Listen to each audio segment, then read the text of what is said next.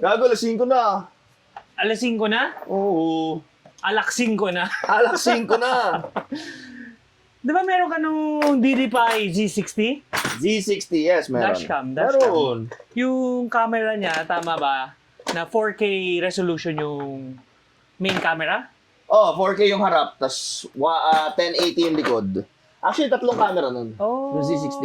Tatlo. Meron sa harap, meron sa likod, meron nakatutok sa driver, or sa inside, or kung saan mo gusto itutok. Ang galing ah. Tapos ba, nakita ko pa na independent recording each camera. Dalawa memory card eh. Galing So, ah. yung front and rear mo, sa isang memory card mapupunta, yung pang selfie mo, para isang memory card din. Oh. Dalawang memory cards eh. Ang So, galing ah. 4K, 1080, tas 2K yung sa harap. So, malinaw din yung... Sa loob. So, huli, kahit nagkukulit ako yung gano'n kayo, yeah! Let's go! Kaya gusto ko siya kasi pwede siya sa racing. Bakit? Sa racetrack, meron kang front. Okay. Meron kang kill cam sa likod. Okay. Tapos kita mo pa yung... Kita mo yung sarili mo. Ah, Kita mo kung oo, paano mo napasabog yung makina mo. Oh. Tapos nabasa ko pa, meron yung ADAS. Ano ba yung ADAS? Yung ADAS, yung parang heads-up display na nasisense yung mga kotse sa paligid, nakikita niya yung mga lane, tapos nakikita mo yung speed ng kalaban. So, sakto talaga siya for Racing talaga. racing scene. Oo, racing talaga. Tsaka Makukuha lawak mo eh. lahat. Lawak ng view. Oh, tapos, Oo. sa gabi naman, kamusta naman siya? Kahit madilim, kasi may night vision shit siya eh. Oh. May night vision, ano. Tapos, kahit maulan, kahit na ma-fog, hindi siya na sisilaw ng mga ilaw. Yung sa likod, hindi na sisilaw. So, kahit na gabi, makikita mo talaga yung plaka kung binangga ka sa likod o kung ano man. Sobrang linaw niya, makikita mo yung itsura ng kalaban mo pag natalo siya. Oo, lupit ng DDPi. Tapos, aside from all that, meron rin daw siyang standby monitoring, tama ba? Tsaka Hindi. yung parking assist. Hindi parking, yung 24/7 surveillance niya, yung pag nabangga ka, automatic siya magre-record. Ganon. Okay. Or nagre-record sa 24 hours. Ano yun, bibili ka pa nung hardwire kit para ma-hardwire mo siya sa fuse box. Kasi Para syempre, always on siya. syempre, hindi naman gumagana yung cigarette lighter pag patay makina, di ba? Oo, tama. Okay. Oo. So, pag nabunggo ka, wala kang garahe. Nasa labas na yung kotse. Na-hit and run ka, huling-huli mo kung sinong nakabangga sa'yo. Galing pala. No, nade-detect niya. Pero hindi siya laging nagre-record nun. Pag may na-detect lang siya na... Hindi, lagi siya nag-record. Okay. Tapos Ang galing ah. Oo. Ang dami palang features nun. Oo, wag ka lang mabangga ng ganyan. Kasi syempre, wala ka namang Hindi mo camera. na makita. Harap likod. Pero sabi mo, sa lawak nung nasa loob, baka Pero naman makita. pag gilid, hindi pa din. Yun. Nasa na yun? Pero ako.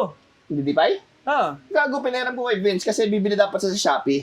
Tapos nagtitingin siya ng review. Sabi ko, huwag ka maniwala sa mga reviews na yan. Kung gusto mo matesting, pahiram ko sa'yo. Yung Z60 ko. Walk out na ako. Bakit? Sa kanya mo pinairam eh. Dahil naman, di mo masinabi agad kailangan mo eh.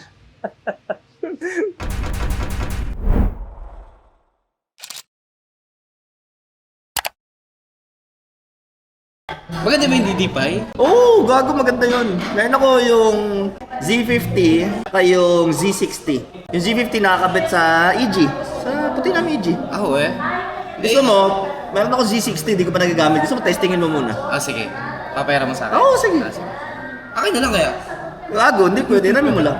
So hi guys, binigyan tayo ni Tusog ng DDPi na dashcam. Kasi ayaw ko maniwala na maganda daw. So nandito tayo sa petrol head. Kakabit natin dito sa BMW. This is a 760 dashcam camera na binigay ni Tusog. So shoutout sa iyo Tusog. Kahit vlog mo to, shoutout sa iyo. Instruction lang naman dito is plug and play. And then download yung app. Kung kasama ng memory card. Tatlong camera, isa, dalawa. Tapos ito sa likod. Bali tatlong camera siya. Ito yung specification niya. Kita ba?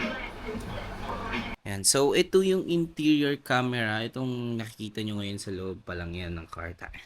Ang ganda na agad ng quality. Walang filter yung video na yan and all para makita nyo din talaga yung tunay na quality ng camera. Ito naman yung front view camera na may 4K. Bali, itong video na to is taken 5:35 PM ng hapon. As you can see na medyo pagabi na. Yan, may dumaan na motor sa harapan natin. Yan, zinum ko para makita nyo rin yung gaano kaliwanag and kitang-kita yung plaka.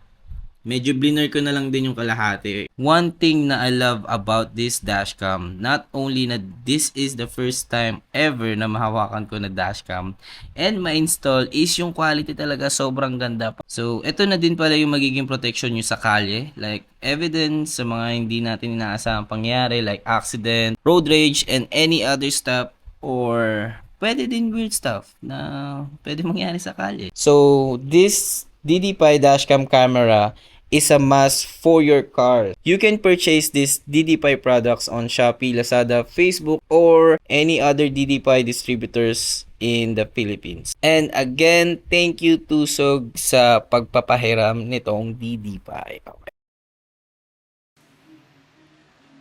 So, sabi dito sa video, meron pa siyang, pwede mo siya i-connect sa phone mo.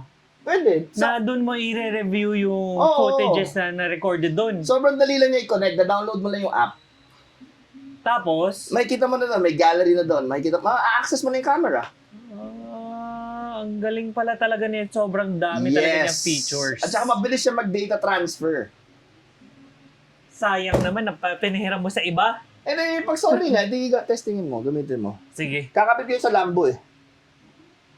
So, okay guys, so if you're looking for the game-changing dashcam, go for the DD-Pi Z60 kasi it has all the features, modern features na kailangan mo sa isang dashcam.